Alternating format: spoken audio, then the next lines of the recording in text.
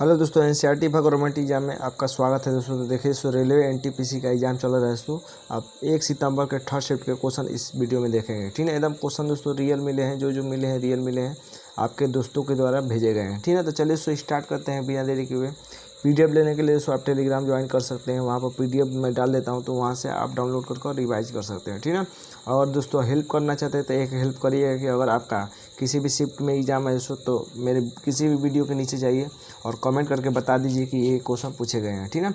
देखते हैं आज का पहला क्वेश्चन क्या था पूछा गया है। ठीक है, पहला क्वेश्चन पूछा गया है दोस्तों कि अभिक्रिया, एक मिनट दोस्तों,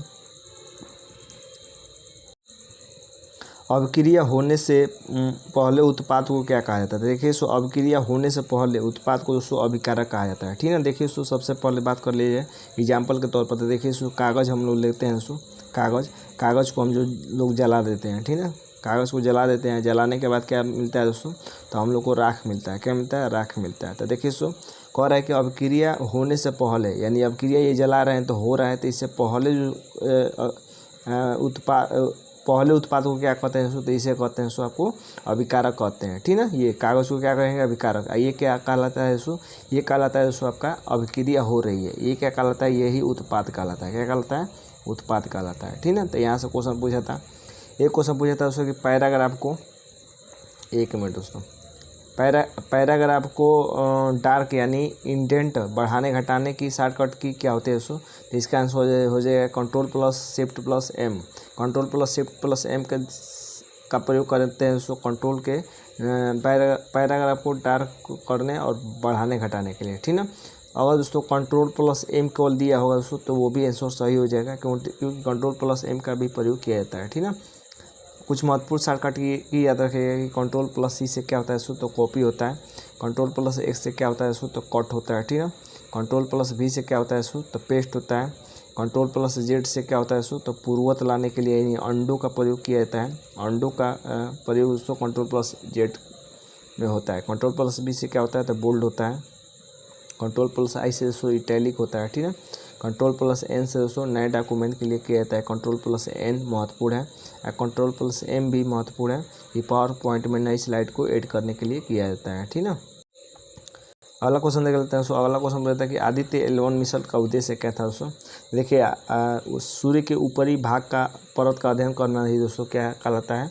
ये आदित्य L1 मिशन को भेजा गया था सूर्य के ऊपरी परत को अध्ययन करने के लिए। ऊपरी परत को क्या कहते हैं सो, तो कोरोना कहते हैं, यानी कोरोना का अध्ययन करने के लिए सो का आदित्य L1 मिशन को भेजा गया था। इसके बारे में देख लेते हैं। सो तो देखिए आदित्य L1 भारत का पहला अंतरिक्ष आधारित और सौर वेधशाला मिशन है और इसे मार्च 2023 में PSLV XL लॉन्च वाहन का प्रयोग करके लॉन्च किया गया था, ठीक है। अगला क्वेश्चन पूछता है कि वर्ष 2025 में PRS की E01 सैटेलाइट किस देश से लॉन्च किया था। देखिए सो अगर ऑप्शन में पाकिस्तान दिया होगा सो, तो पाकिस्तान आंसर हो जाएगा, ठीक है। वरना पाकिस्तान तो भेजा था, लेकिन सो इसकी मदद किसने की थी सो, तो मदद आपके चीन ने की थी, ठीक है। तो चीन, अगर पाकिस्तान नहीं दिया होगा तो चीन ऑप्शन में दिया होगा तो चीन सही हो जाएगा। एक क्वेश्चन पूछा था दोस्तों कि 1862 में प्रकाश का सटीक मान किसने दिया था। तो देखिए सो इसका आंसर हो जाएगा लियो फौकॉल्ट ने, ठीक है। लियो फौकॉल्ट ने सो प्रकाश का सटीक मान दिया था, ठीक है।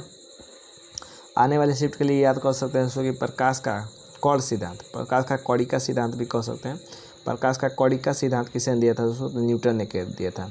अब प्रकाश का तरंग सिद्धांत किसने दिया था, तो ये हाइगेंस ने दिया था। क्रिश्चियन हाइगेंस ने तरंग सिद्धांत दिया था, ठीक है।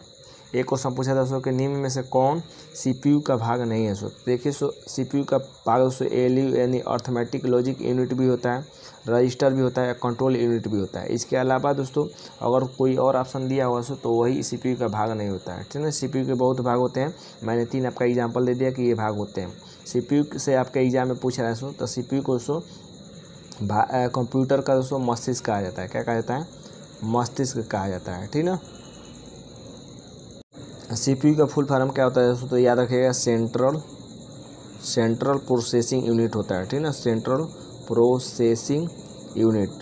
प्रोसेसिंग यूनिट आपका दोस्तों इसका फुल फॉर्म होता है, ठीक है। तो ये भी पूछ रहा है।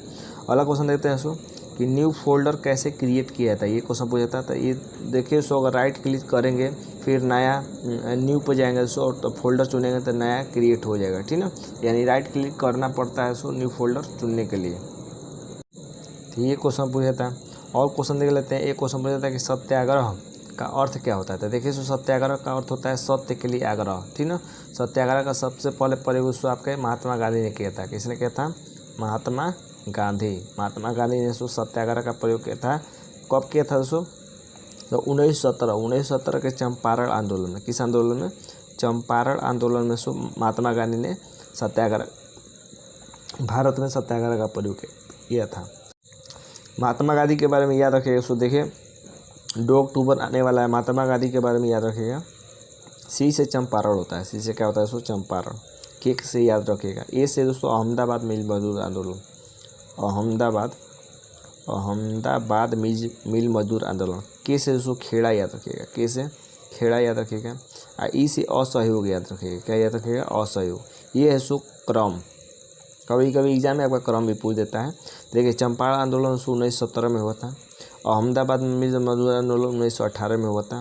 खेड़ा भी दोस्तों 1918 में हुआ था, ठीक ना। असहयोग आंदोलन दोस्तों 1920 में हुआ था। 1920 में हुआ था। तो कभी कभी दोस्तों आपका सीरियल नंबर वाइज भी पूछ देता है, ठीक ना। क्रम भी पूछ देता है, तो याद रखिएगा। ये क्वेश्चन पूछा था कि रो नियतांक का मान कितना होता है सो, यानी रीडबर्ग कांस्टेंट कहते हैं इसको। तो इसका दोस्तों आंसर हो जाएगा आपका 1.097 × 10 के पावर 7। 10 के पावर 7 प्रति मीटर होता है, ठीक ना। प्रति मीटर होता है इसका मान, ठीक ना, रो नियतांक का। एक क्वेश्चन आया था दोस्तों कि शाहजहाँ के समय 8000 मनसबार में से वाले कितने थे।